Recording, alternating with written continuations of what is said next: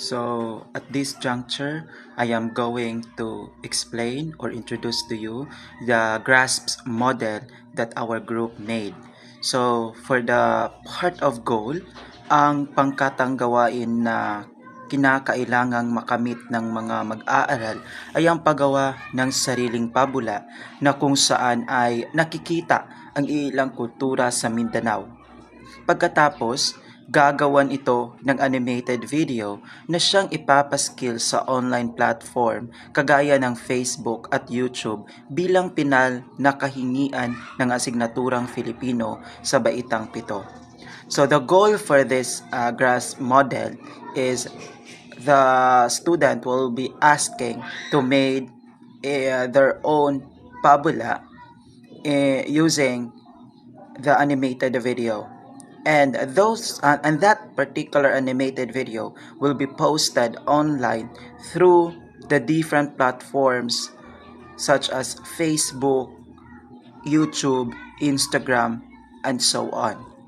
So the role for the GRASP model of this activity is that ang tungkulin o gampanin ng mga mag-aaral ay isang manunulat. Because, again, the GRASP model's goal is the student will be asking to make their own pabula, and then after that they will make that pabula into animated video. That's why they were called as manunulat or writer, video maker or editor, at makabagong mananaliksik, because they cannot make their own pabula without any, or if they don't undergo a pananaliksik o tinatawag nating research, because kinakailangan na makita doon sa kanilang pabula ang kultura sa Mindanao. And again, it is based on the curriculum guide. And with that, likumin nila ang mga komento, positibo at negatibo mula sa mga manonood na kung saan ay kinila itong isi-screenshots as a proof. But batay sa naturang mga komento ay gagawa nila ito ng maikling pagsusuri sa paraang sistematiko. For the audience, ang inaasahang madla ay mga mag-aaral mula sa ikawalo hanggang ikasampung baitang, na kung saan ay sila mismo ang magbibigay ng pagpupuri o pagpupuna mula sa videong napapanood. In this case, we are choosing the audience from grade 8 to grade 10 because we assume that these grade levels has already experience what these grade 7 students experience, or what these grade 7 students experience for this activity, and we assume that the grade 8 to grade 10 students would already experience this activity, and that they can relate it to situation. Ang mga mag-aaral ay kinakailangang magbahagi ng tunay na mga kaalaman sa mundo ng social media patungkol sa katangian, kultura at kaugalian ng mga taga Mindanao sa pamamagitan ng naturang gawaing pagtatasa. Ang hamon na maaaring mararanasan ng mga mag-aaral ay ang paggawa ng sariling pabula. It is very difficult to make their own pabula, most especially if baguhan na writer ang isang tao. An animated video, it is very hard as well to make or to edit any video. And considering that it is an animated video, it is not an typical video that we are making. It is an animated video. Basically, the hindrance of making, or the struggles of making this video is very evident. And systematicong analysis, if we talk about systematicong analysis, it is a systematic analysis wherein there should be a research base, and it is a systematic because of the thoughts that they are going to put on their analysis, at ang paghahanap o ang pagkumbinsi ng mga madlang manonood. it is very hard as well to convince those audience of them, because um, we are going to consider as well the priorities or of the audience, and then to convince them without any payback or without any gifts or present from them, then it is very hard to convince. Now, the product and performance. Ang dalawang inaasahang produkto at pagganap ng mga mag-aaral, which is yung pabula mismo, yung script ng pabula o yung kwento ng pabula, and then yung ito, ang animated video o ang pagkamalikain ay makikita na tinatawag nating pagkamalikain ipamalas mo. At ang sistematikong analysis is sa titik ng ang kamalayan. If we talk about pagkamalikain ni pamalas mo, this is about the pabula itself, yung pabula mismo, script ng pabula at yung animated video. At ang systematic analysis ay tinatawag nating isa titik ang kamalayan, because it talks about the knowledge of the students on how they're going to make their analysis based on the comments from their audience. And now, this activity is a product-based, therefore, mayroon talagang standards for success. Ang inaasang produkto ay dapat matugunan ang mga sumusunod na pamantayan. Una, sa animated video ay mayroong kalinawan ng ginawang video, kalakip na kultura sa Mindanao, pagkamalikain at kabuluhan. Para naman sa systematikong analysis ay we focused on the nilalaman. Sa nilalaman ay makikita na natin dito ang kahabisaan ng wika, yung grammar, pati na yung pagiging maalam sa kung ano ang istruktura na kanilang ibibigay doon sa kanilang ginawang sistematikong analysis, organisasyon, gramatika, at kalinawan sa paglalahad. For you to be able to know the category or the criteria that we make, kalinawan sa ginawang video, okay, we prepared here a mathematical or the numerical na katumbas sa pagbibigay ng puntos. 10, 8, 6, 2. And these particular points that the students gain from the criterion, from that specific criterion, ay mayroon ding paglilinaw, sapagkat binibigyan namin ito ng focus kung bakit bibigyan sila ng 10 puntos sa bahagi ng kalinaw ng ginawang video o bakit binibigyan lang sila ng 8 puntos. At makikita nila ito mismo sa rubric na aming ginagawa. And then, as well as doon sa systematikong analysis or the systematic analysis. That could be all. Thank you. And next ay pakinggan naman natin yung ethnic dance in Mindanao. So good morning everyone, I'm Julian Sigaray. So now we're going to the rubrics. So nandito sa criteria ay meron po kaming 6 na levels. Una ay yung exceptional na merong 10, at proficient merong 8, at ang competent is merong 6, at developing naman sa merong 4, at novice is 2. So ang pinaka-lowest dito is novice, which is 2. So ang pinaka-highest naman namin dito is 10. So, for example, ang grupo ay sa costume and props ay bibigyan ko ng 8. So, nandito ang most of the costume are well made due to the ethnic dance unreal in Mindanao group. If utilized props enhance the performance but could not be perfectly integrated. So, sa levels na ito ay kinakailangan na mag-base po tayo sa ano ang pinaka-goal natin dito. Dahil ang total nito ay merong 60. So, kinakailangan ng grupo na makamit nila ang exceptional na which is 10. So, ngayon ay meron naman tayong 6 na criteria. So, kinakailangan na isip natin ang goal na para makamit natin, na makuha natin ang pinaka-highest na dito score. Kailangan talaga na ang grupo ay makakuha ng 10, which is the exceptional, because ito ay naka-base lang ito sa performance sa kanilang sinasayaw na Dance. So hi everyone, I will be discussing or tackling about the semantic scale based on the experience inside the registrar's office. The first thing is the registration process. The registration process can be rated from smooth to complicated. Select a rating that reflects your experience with the ease or difficulty of the process. Next is the timeliness of service. The timeliness of service ranges from prompt to delayed. Choose a rating that best describes how quickly the service was provided to you.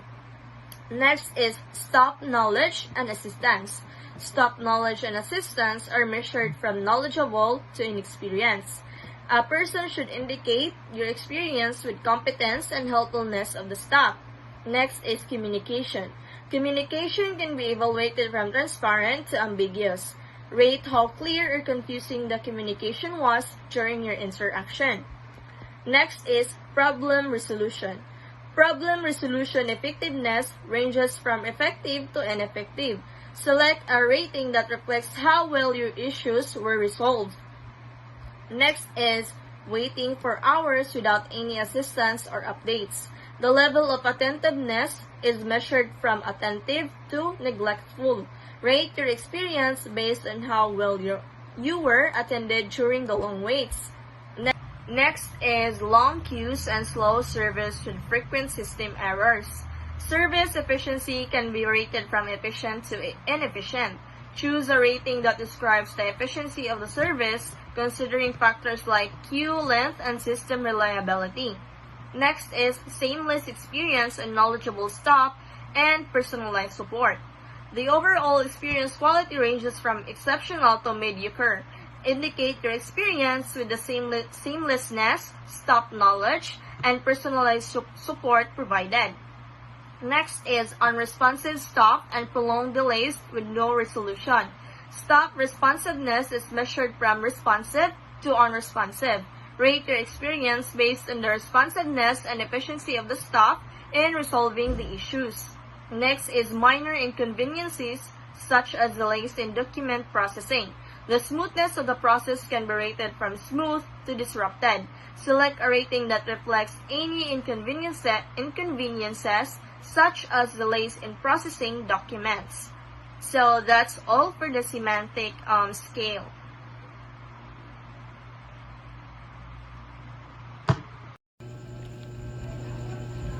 So, hi everyone, good day. So, what I'll be tackling with you today is the Likert scale, wherein we have to scale the product page, or most specifically the business product, wherein we have to disclose it using the um, levels of concern from very unconcerned, neutral, concerned, and very concerned. So the first thing that we have here in our list is the registration process.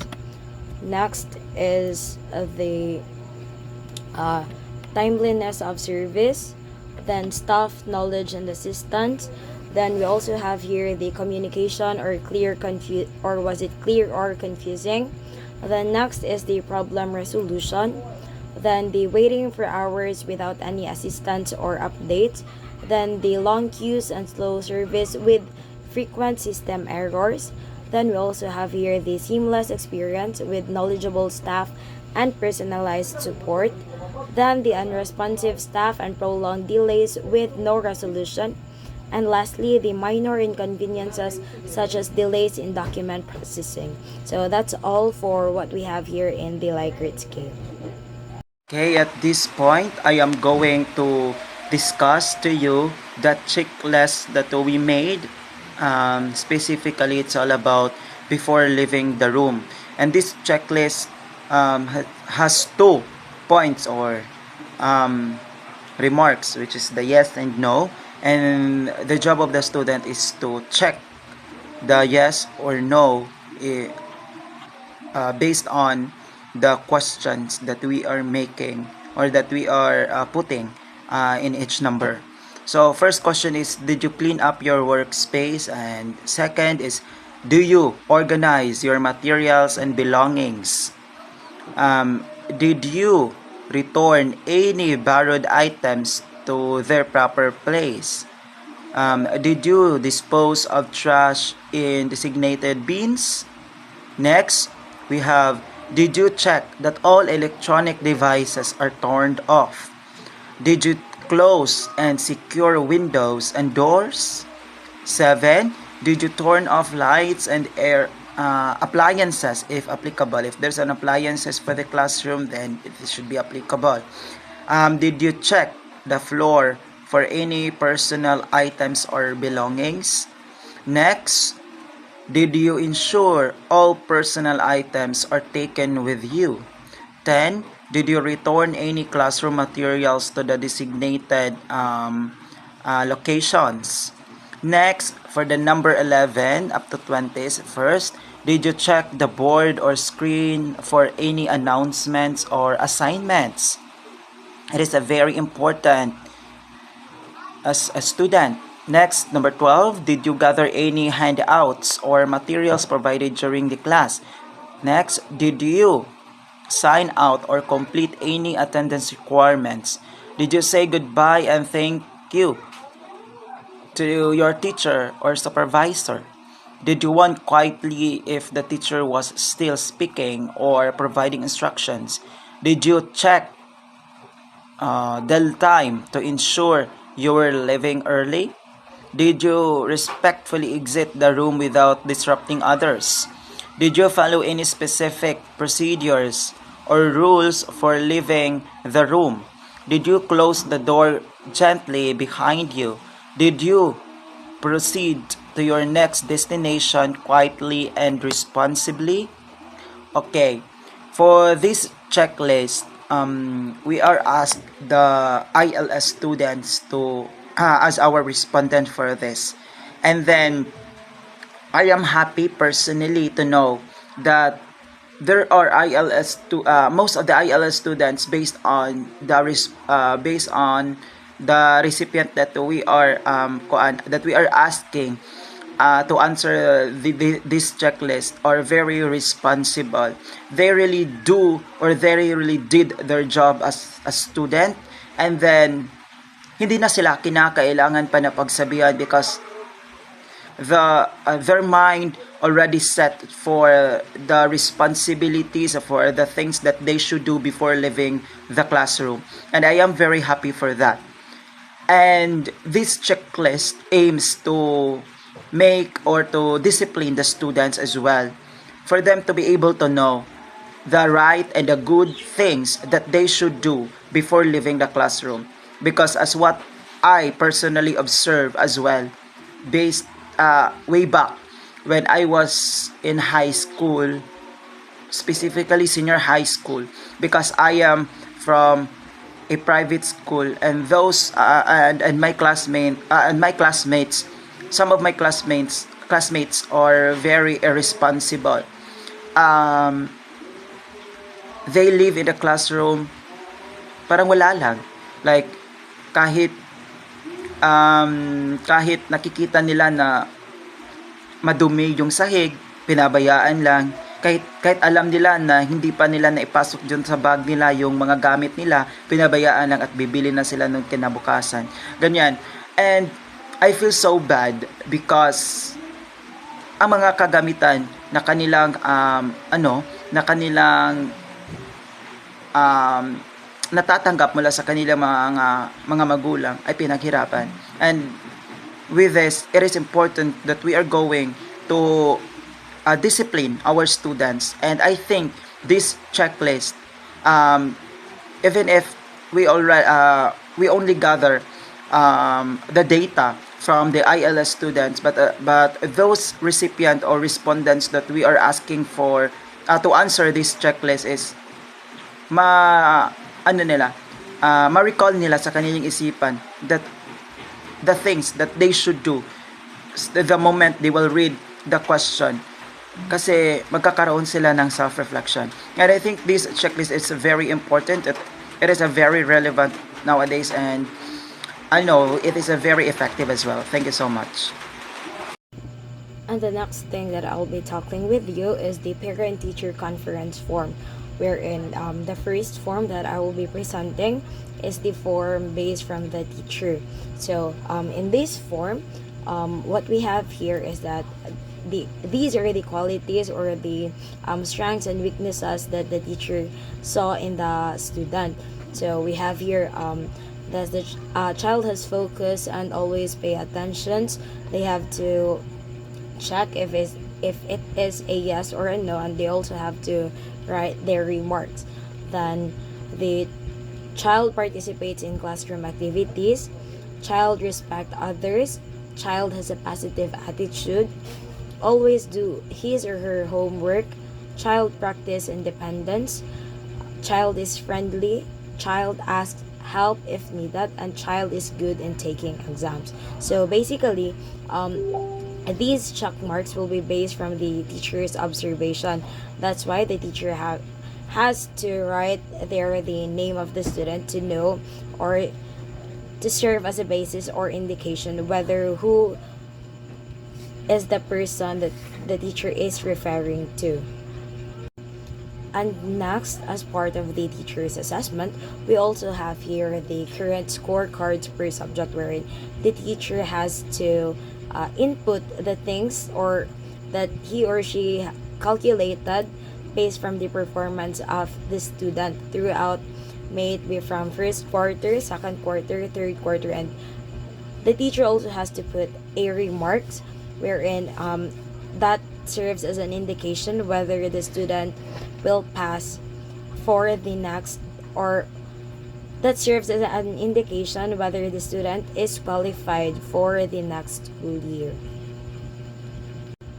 And lastly, for the form coming from the teacher is our the teacher has to answer this via essay form. So the first question that we have here is that what are the areas the child can improve on, and the teacher's general feedback about the child. So the teacher also has to put her name, her signature, and the date that she signed this one. And lastly is the form coming from the parents, wherein the parent has to input his or her name, his or her email address, and his or her phone number. So what happens here in the parents form is that the parents has to tell the teacher something about his or her child, or what are his or her observation on her child at home.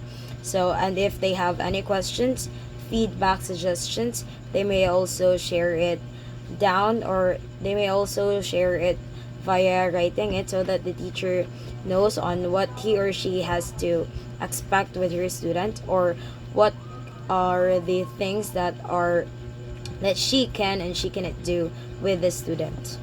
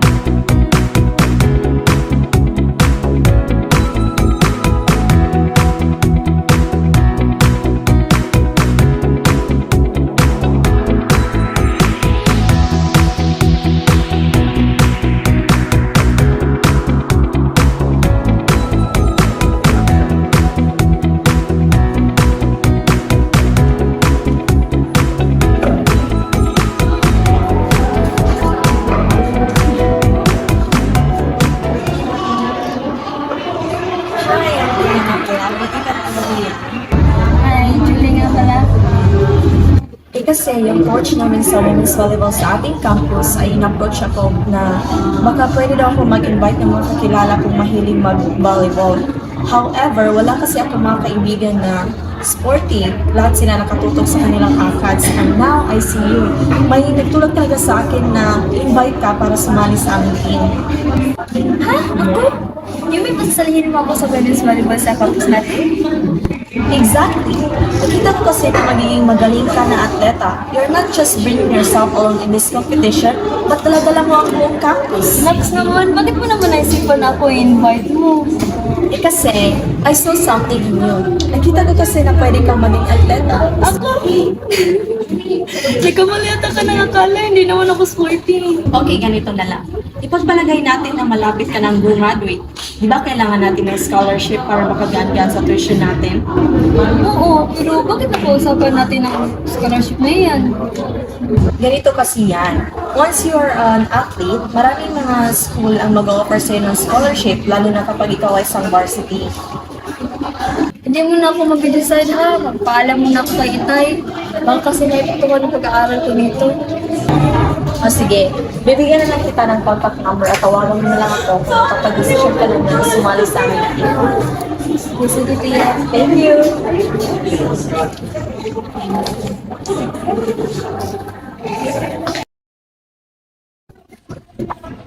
Ano po, Itay?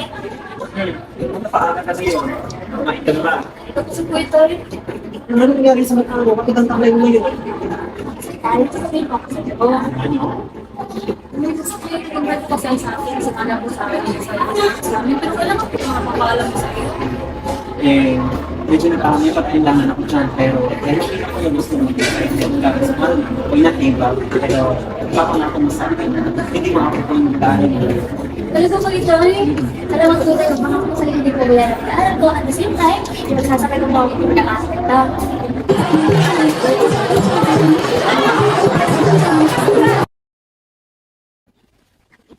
Magandang makatas. Sino ang mga mag sa klase? Dito dito!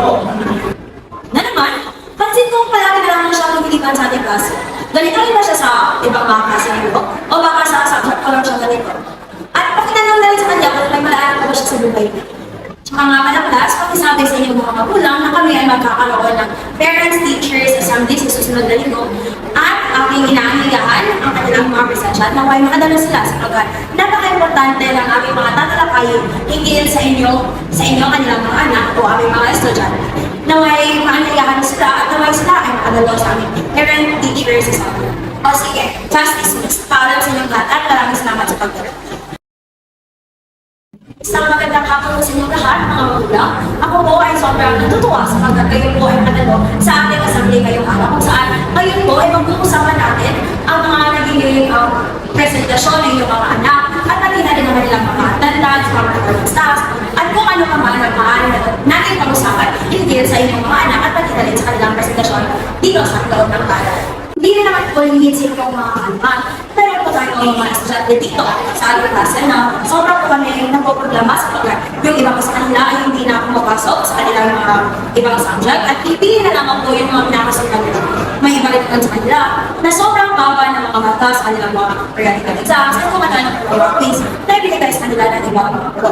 At ngayon po, napusan po natin pag-uusapan yan at akin po ipapaintindi sa inyo kung gaano nga ba kahalaga ang kanilang attendance, performance tasks, quizzes, at pati na rin po ang kanilang periodical exams ng mga schools. Pagkat ito po yung aming basihan ng mga guro kung ano po yung mata na maaari namin maibigay sa inyong mga anak ko.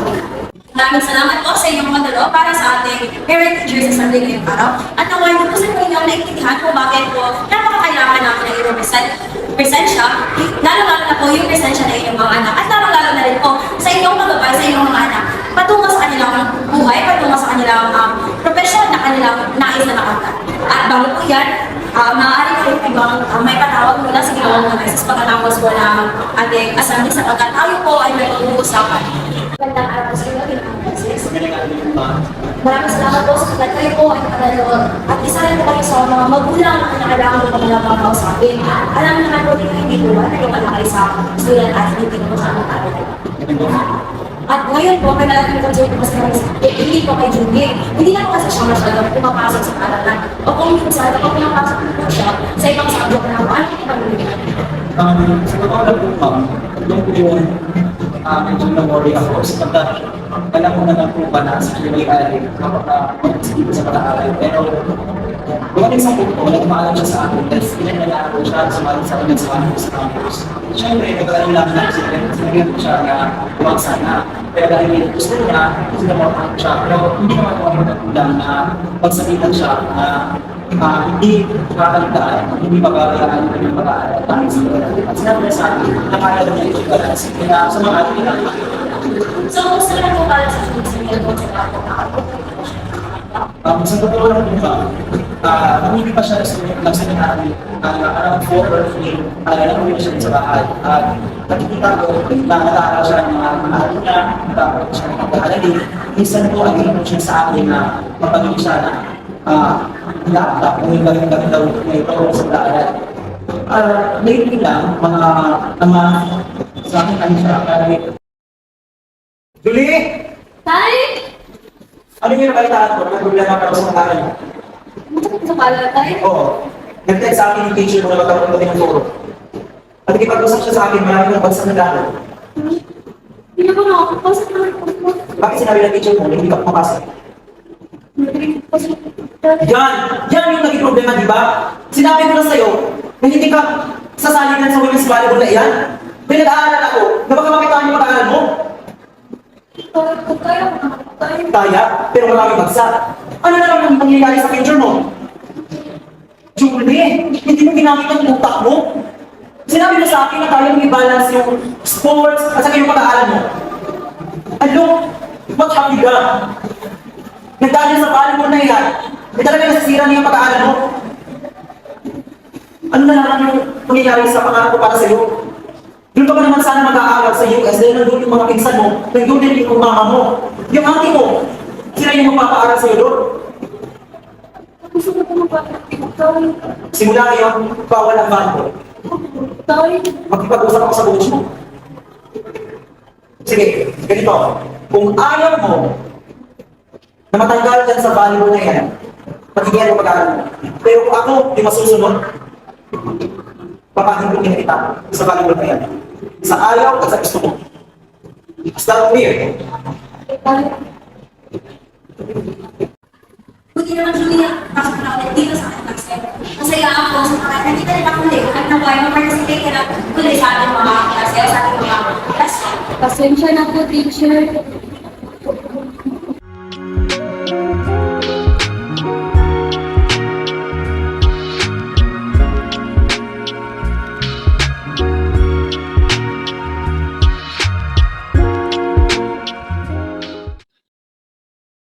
Now, for the details of my digital mood board, okay, first you can see a lot of books and mayroong tao na nakatindig dyan that represents me, and then that book represents education. I really strive harder since elementary up until now for me to be able to reach the peak of success, and then napakahirap man na abutin yung success na iyan, but I will try my best to do everything and to make my parents proud.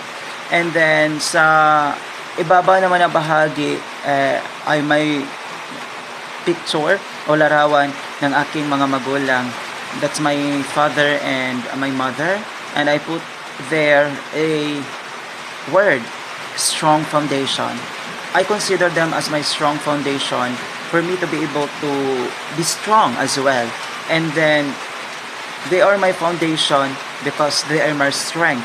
That could be the message for that picture. And beside that is may nakikita kayong kamay, and then mayroong cross. That could be the fuel of a weak soul. Sometimes I feel so weak, sometimes ay madidepress ako, sometimes mayroong anxiety, ganun. But because of Him, because of God, nabibigyan niya ako ng fuel.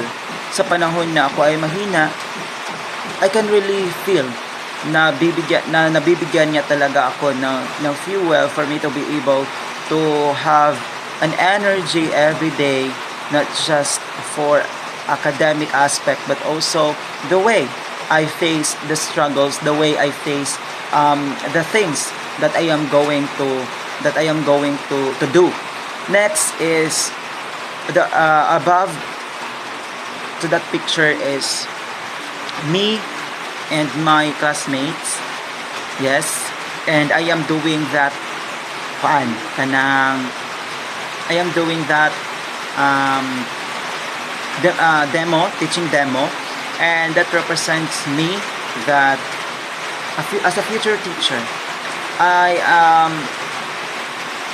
I possess the professionalism of being a teacher as a noble profession, and then it speaks a lot because as a teacher is a very hard to handle the students, and I can say na maabot ko ang pagiging guro because of the strong foundation that I have, because of the fuel of Abixo that provides me.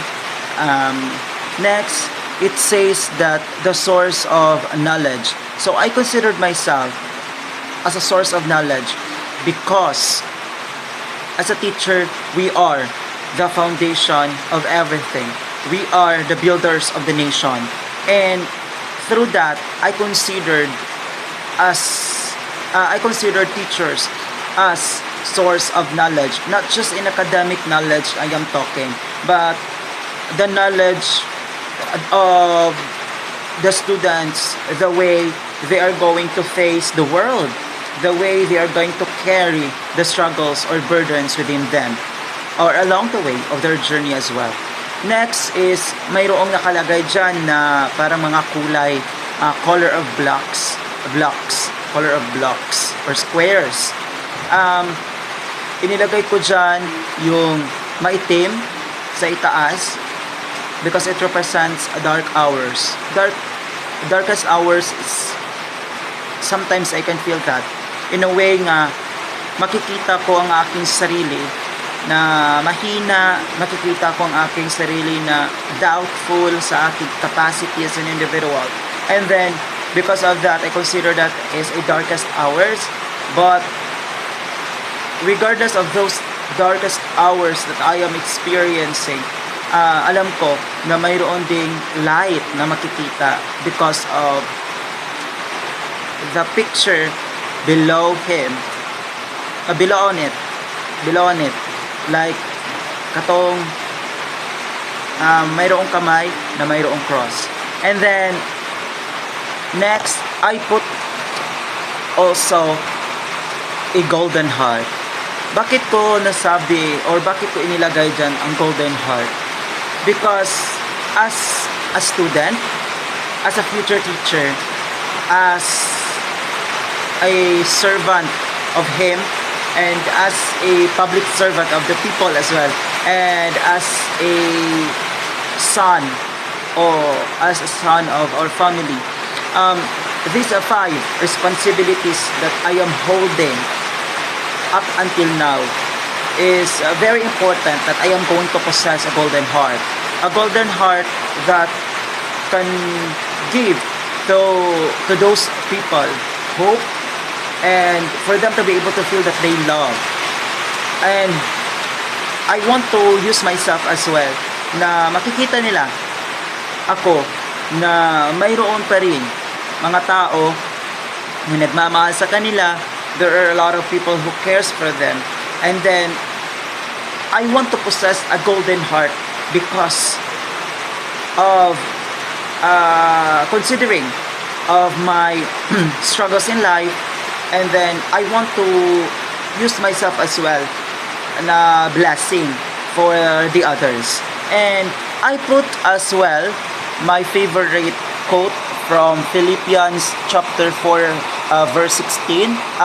Chapter 4 verse 13. It says that I can do all things through Christ who strengthens me. And this is a very powerful quote. There is a very powerful passage for me because out of those pictures that I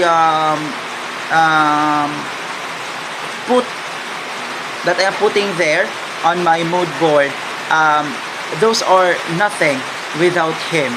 And those pictures will be realized or will happen as well in my life or mapapanindigan ko ang responsibilidad, and I can experience the light, I can experience the success, and I mean I can reach the peak of success, and mapapanindigan ko yung responsibility bilang anak at bilang teacher because of him, because I have my God.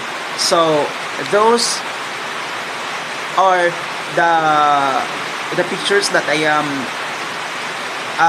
put on my digital mood board, and I hope that you can see the story in it, and those things or those